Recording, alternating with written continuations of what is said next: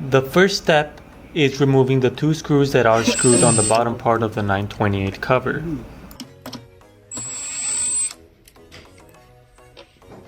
After removing the screws, we will carefully remove the 928 cover.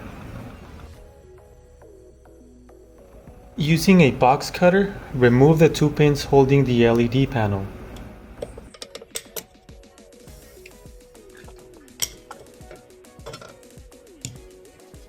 Once the pins are removed, place the LED panel aside.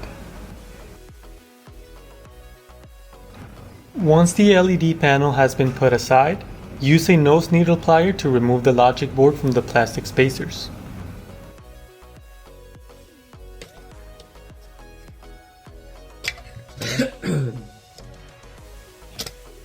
When we finish removing the board, we put it aside, and we need to cut the zip tie with cutting pliers.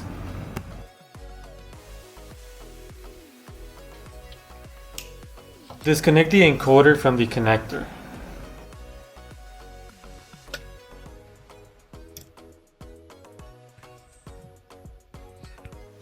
Now we have to unscrew the screws that hold the encoder.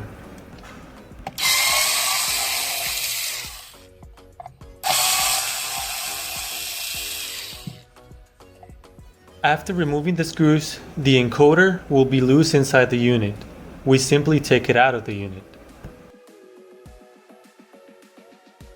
Now, to install the new encoder, make sure that both screw holes are aligned with the holes on the unit.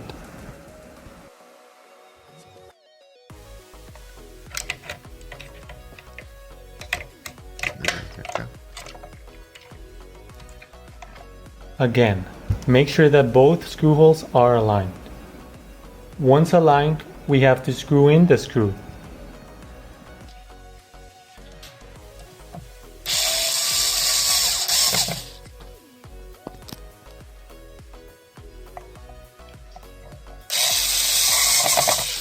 Make sure that the encoder is securely fastened.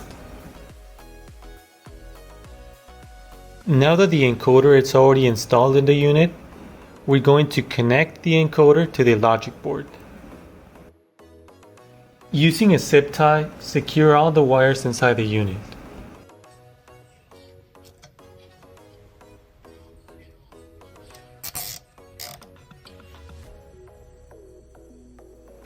Align the logic board's holes with the plastic anchor spacers and secure them.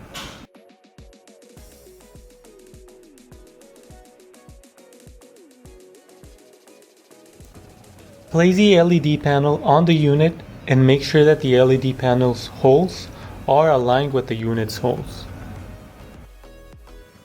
Connect the first piece of the LED lamp holder pin in both holes of the LED lamp.